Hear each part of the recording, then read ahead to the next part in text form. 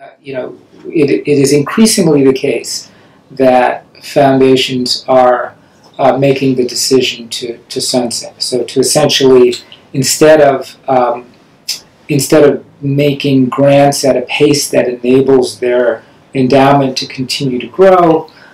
they make grants at a pace that's intended to exhaust that endowment, and when the endowment is exhausted, they close their doors. It's still unusual, still very unusual, but it is, but it's happening more often. Then there are foundations like ours that make the decision to sunset after they've been in business for a while. I think that the reasons that happens, certainly the idea that certainly in some cases, and to some degree in our case, the decision is motivated by a sense of urgency about the work that the foundation is supporting. So rather than be able to have a smaller impact over an indefinite period of time, there's the decision to have a larger impact over a finite period of time, in part informed by the idea that there may be particular windows of opportunity associated with the work that we support that may not stay open forever. The fact that our work now takes place within the boundaries of the state means that we are in a much better position to understand, engage with, manage, support that work than we were when a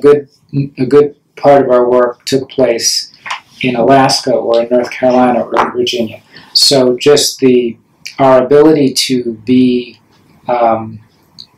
responsible stewards of our resources is increased significantly. And that's both from an oversight standpoint, overseeing the grants that we've made, but also, and perhaps even more importantly,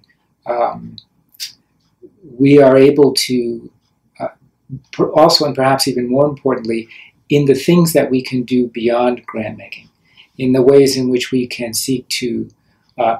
perform a catalytic function within the space, ways in which we can encourage people to think about things that they're maybe not thinking about, and encourage them to be more ambitious than they had been, and make connections, like at our stakeholder meeting. One of the things that, not a week goes by that I'm not having a meeting with someone and hearing about their work and recognizing that it could connect very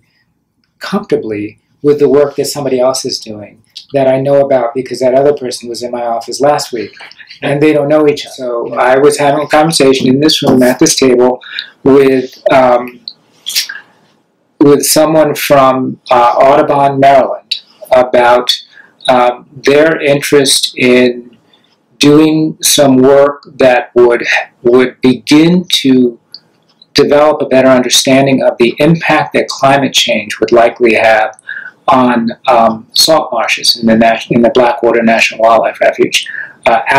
in particular out of a concern for a bird species that would be impacted by that. I was aware of the fact that that the Conservation Fund was interested in similar work,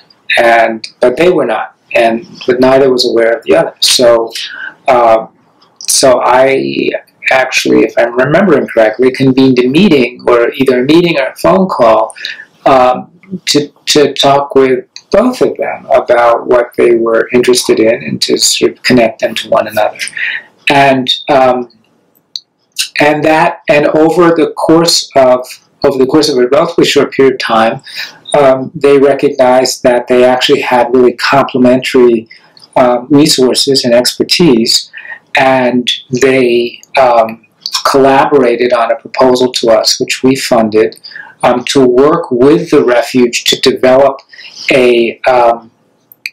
salt marsh migration strategy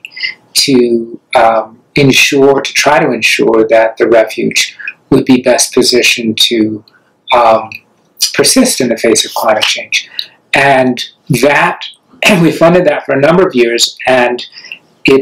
long story short, it wound up becoming and has become a model for the National Wildlife Refuge system in how to begin to develop plans and management strategies for addressing climate change. It remains to be seen what the new administration means with reference to the kind of environmental progress that has occurred in the state over the past 7 or 8 years. So there's there've been obviously some high-profile steps taken by the governor with regards to the phosphorus management tool and the stormwater management regulations, and those were certainly things that were kind of high-profile items in his campaign, and I don't think anybody's surprised at the steps that he's taken relative to those. But I would say that I think it's too early to say with any confidence that where and how momentum has ceased. One of the things that may be interesting about the